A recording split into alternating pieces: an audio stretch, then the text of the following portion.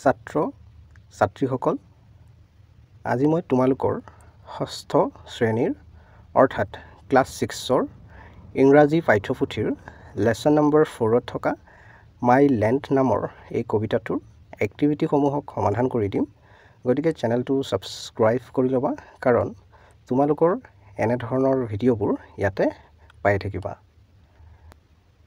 ইয়াতে দিয়া আছে যে let's check how much we have understood. অহা চেক কৰোঁ বা পৰীক্ষা কৰি চাওঁ আমি কিমানখিনিনো বুজি পালোঁ।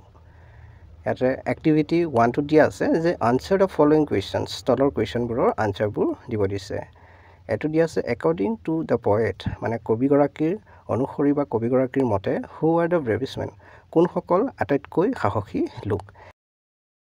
ইয়াৰ আনচাৰ লিখিবা according to the poet the men of his native land are the bravest men, মানে কবিগৰাকীৰ অনুসৰি বা কবিগৰাকীৰ মতে তেওঁৰ দেশৰ যিসকল লোক সেই লোকসকল আটাইতকৈ সাহসী লোক বা মানুহ। ভিটো দিয়া আছিল when will the poet consider his lord divine, কেতিয়া কবিগৰাকীয়ে বিবেচনা কৰিব বা ভাবিব তেওঁৰ যিটো ভাগ্য সেইটো ঐশ্বৰিক বা পবিত্ৰ বুলি। ইয়াৰ আনচাৰ তোমালোকে লিখিবা the poet would freely die to save his native land, কবিগৰাকীয়ে তেওঁৰ যিখন জন্মভূমি বা দেশ তাৰ কাৰণে মুক্তভাৱে মৰিব বিচাৰে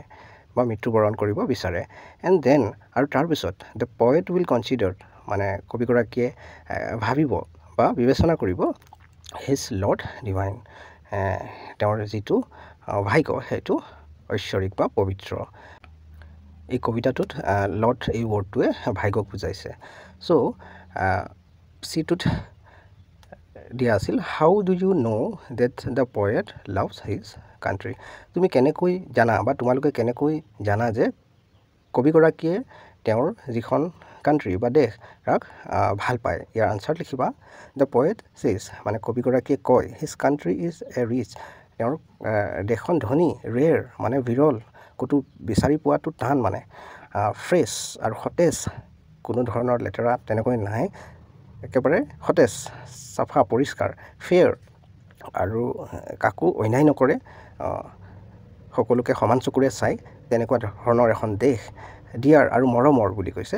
and also' he wants to die, আৰু তেওঁ মৰিবও বিচাৰে ফৰ হিজ কাণ্ট্ৰি, তেওঁৰ দেশখনৰ বাবে। ফ্ৰম হেয়াৰ, আৰু ইয়াৰ পৰাই উই ন' আমি জানো ডেট যে the poet loves his country, কবিগৰাকীয়ে তেওঁৰ দেশক ভাল পায়। তাৰপিছত ডিটো দিয়া আছিল what is the poem about, মানে কবিতাটো কিহৰ বিষয়ে। ইয়াৰ আনচাৰ লিখিবা the poem is about the poet's deep love and respect for his country, মানে কবিতাটো কবিগৰাকীৰ যি গভীৰ মৰম দেশখনৰ বাবে আৰু দেশখনৰ বাবে যি তেওঁৰ ৰেচপেক্ট সন্মান তাৰ বিষয়ে কবিতাটো। চ' ঠিক তেনেদৰে এক্টিভিটি 2টোত দিয়া আছে যে write T for the correct statement, correct বা শুদ্ধ ষ্টেটমেণ্টৰ কাৰণে আমি টি দিব লাগিব, and F for the incorrect statement, আৰু এফ দিব লাগিব ইনকাৰেক্ট যিটো অশুদ্ধ ষ্টেটমেণ্ট। ইন দ্য বক্স, এই বক্সবোৰত নিয়াৰ ইজ চেণ্টেন্স, প্ৰত্যেকটো চেণ্টেন্সৰ কাষতে যিবোৰ বক্স দিয়া আছে তাতে তোমালোকে দেখাই পাইছে চাগে। ইয়াতে এইটোত দিয়া আছিল the poet's native land is rich and rare, কবিগৰাকীৰ যি নিজৰ জন্মভূমি সেইখন ৰিচ ধনী আৰু ৰেয়াৰ বিৰল, মানে অন্য ঠাইত বিচাৰি পোৱাটো টান। চ' এইটো হ'ব ট্ৰু, সেইকাৰণে ইয়াত আমি লিখিম টি। তাৰপিছত ভিটো দিয়া আছে the women of the poet's native land are courageous, মহিলাসকল তেওঁৰ যি জন্মভূমি তেওঁৰ মহিলাসকল কাৰেজিয়াছ মানে সাহসী। চ' এইটো হ'ব ট্ৰু, সেইকাৰণে আমি ইয়াত লিখিম টি। চিটোত দিয়া আছে the poet is in praise of the men and women of his native land, so' এইটো হ'ব ট্ৰু, সেইকাৰণে আমি ইয়াতে টি বুলি দিম। ডিটো দিয়া আছে the poet will die to save his native land unwillingly, so' এইটো হ'ব ফল্ছ। ইয়াত দিয়া আছে যে তেওঁ নিবিচৰাকৈ অনিচ্ছাকৃতভাৱে মানে মৰিব বিচাৰে তেওঁৰ দেশখনক ৰক্ষা কৰিবৰ কাৰণে, চ' এইটো হ'ব ফল্ছ, সেইকাৰণে আমি এফ বুলি দিম। তাৰপিছত ইটো দিয়া আছে যে the poet does not love his native land, কবিগৰাকীয়ে তেওঁৰ দেশখনক বা জন্মভূমিখনক ভাল নাপায় বুলি দিয়া আছে সো ইয়াত হ'ব এফ ফলছ ষ্টেটমেণ্ট তাৰপিছত এক্টিভিটি 3টোত দিয়া আছে ৰিড দ্য ফলোইং এক্সপ্লেনেশ্যনছ তলত যি বাকচবোৰ দেখা পাইছে ইয়াতে এক্সপ্লেনেশ্যন অৰ্থাৎ ব্যাখ্যা কৰি দিয়া আছে of 2 stanzas of the poem কবিতাটোৰ দুটা stanza যেটো কলি বুলি কয় আমাৰ অসমীয়াত সো এটো ব্যাখ্যা কৰি দিয়া আছে of the poem given below তলতে দিয়া আছে identify and write the stanza number next to each explanation প্ৰত্যেকটো explanation বা ব্যাখ্যাৰ পাছতে ইয়াতে stanza numberটো দিব দিছে তো প্ৰথমটো চাইছো the people says লোকসকলে কয় that the men of his native land are braver than those of others lands অন্য দেশতকৈ বোলে কবিৰ যিখন দেশ তাৰ যিসকল লোক আছে বহুত সাহসী the women are courageous মহিলাসকলো সাহসী the poet will die willingly মানে ইচ্ছাকৃতভাৱে অনিচ্ছাকৃতভাৱে নহয় ইচ্ছাকৃতভাৱে বা নিজৰ ইচ্ছামতে মৰিব বিচাৰে কবিয়ে to save his native land মানে তেওঁৰ যিটো নেটিভ ল্যান্ড বা জন্মভূমি তাৰ কাৰণে তাক ৰক্ষা কৰিবৰ কাৰণে ইচ্ছাকৃতভাৱে মৰিব বিচাৰে and will consider his lord divine if that happens তেনেকৈ দিয়া আছে ইয়াত এইটো হ'ব stanza number 2 সো সেইকাৰণে মই ইয়াত 2 দিছো তাৰপিছত দিয়া আছে যে the poet is all praise for his native land he says that his native land is rich and rare fresh and fair dear and rare he takes pride in the uniqueness of his native land so itu hobo stanza number 1 so ekane moi at 1 বুলি দিছো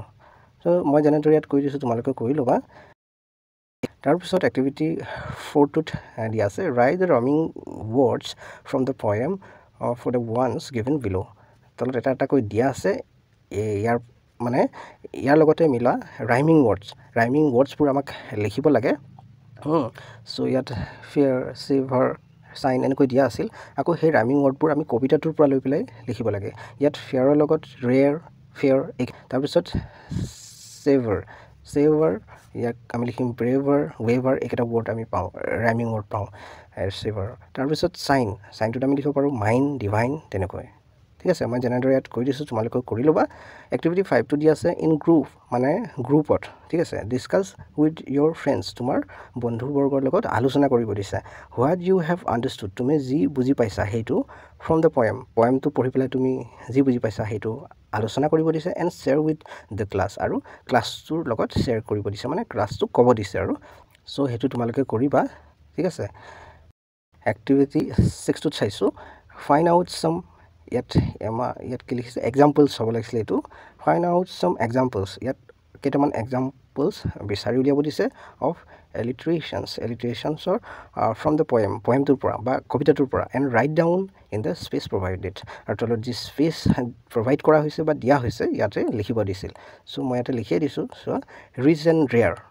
এটো আৰু fresh and fair এই দুটা লিখি দিছো তোমালোকে এনেদৰে লিখি লবা ছাত্ৰ ছাত্ৰীসকল আজি মই তোমালোকক এক্টিভিটি 6 লৈকে সমাধান কৰি দিলো ইয়াৰ পাছৰ ভিডিওটোত এক্টিভিটি 7 ৰ পৰা সমাধান কৰি যাম আৰু সেই ভিডিওটোৰ লিংক এই ভিডিওটোৰ তলতে দিয়া থাকিব আৰু চেনেলটো সাবস্ক্ৰাইব কৰি লোৱা কাৰণ তোমালোকৰ এনে ধৰণৰ ভিডিওবোৰ ইয়াতে পাই থাকিবা